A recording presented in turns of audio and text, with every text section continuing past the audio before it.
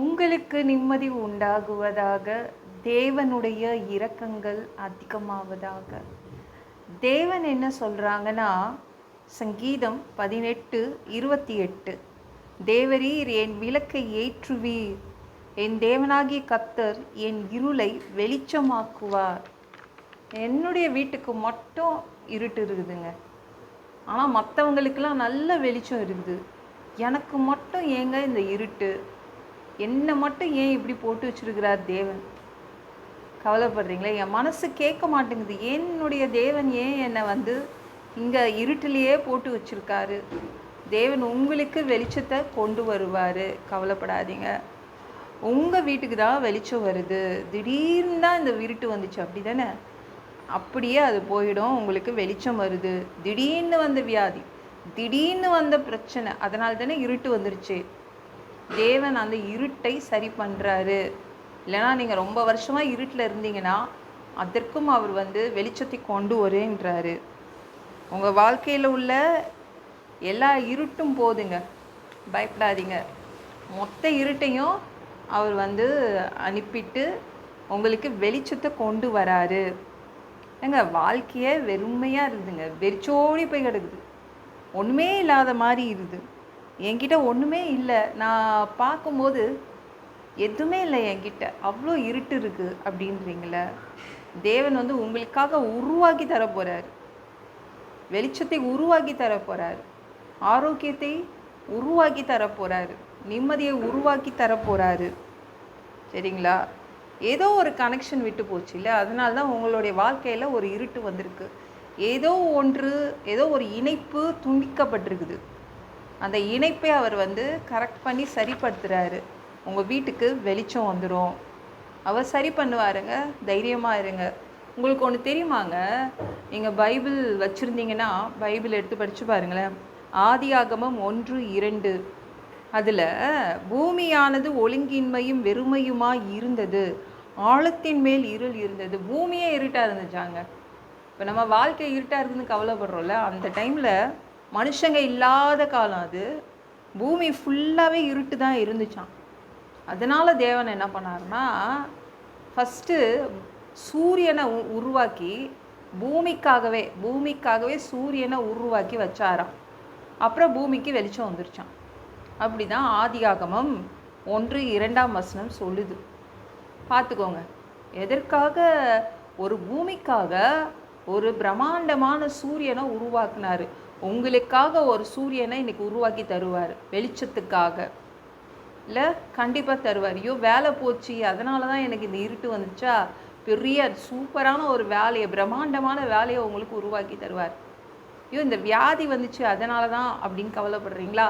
சூப்பரான ஆரோக்கியத்தை கொண்டு கொடுத்துருவார். ஒரு பூமிக்காக ஒரு பிரம்மாண்டமான ஒரு சூரியனை உருவாக்கி கொடுத்தார். அவரால் முடியுங்க, வெளிச்சத்தை கொண்டு வர முடியும். உங்கள் வீட்டுக்குள்ளே வெளிச்சத்தை கொண்டு வர முடியுங்க.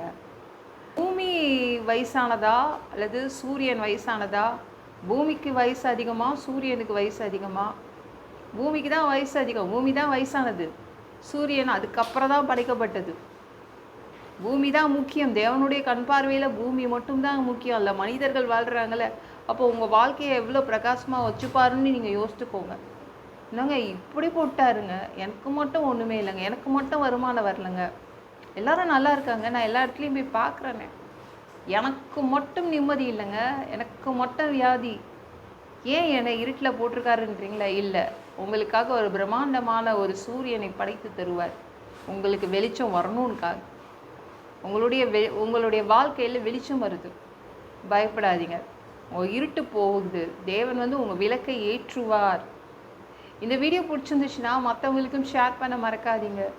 கர்த்தர் தாமே உங்களை ஆசீர்வதிப்பாராக. ஜெபம் பண்ணலாமா? அன்பு பிதாவே, உங்கள் பிள்ளைங்க உங்கள் பாதத்தில் வந்திருக்காங்கப்பா. சாமி இரக்கம் செய்யுங்க, இறங்குங்க அப்பா.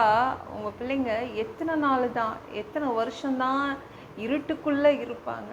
வேண்டாம்ப்பா இருட்டு.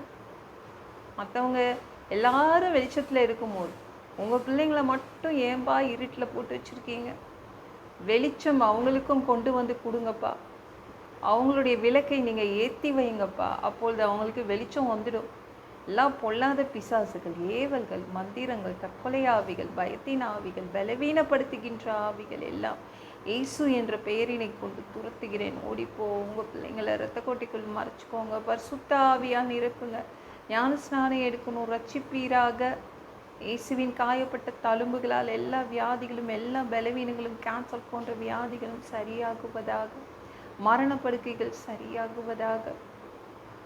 பா, ஒரு மனிதனாக பிறந்தா ஜீவ புஸ்தகத்தில் பேர் இருக்கணும். அப்படி இல்லைன்னா அந்த மனுஷனை பிடிச்சி நீங்கள் நரகத்தில் தள்ளிடுவீங்க. தீ எரிகிற இடத்துல எப்படி போய் வாழ்கிறது?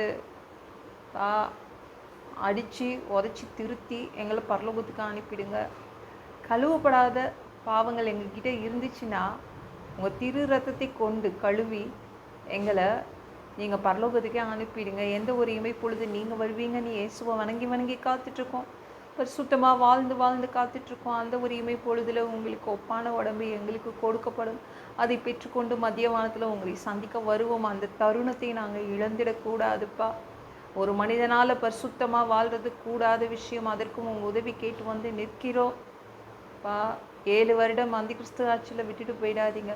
பிசாசு நடத்தும் ஆட்சியில் விட்டுட்டு போயிடாதீங்க. 1000 வருடம் இந்த பூமியை ஆட்சி செய்வதற்காக வருவீங்க. அந்த பொற்காலத்தை பார்க்க ஆசைப்படுறோம். எல்லாவற்றையும் ஒப்பு கொடுக்கிற இயேசுவின் மூலம் ஜெபம் கேளும் பிதாவே. ஆமென். நாளைக்கு பார்க்கலாம்.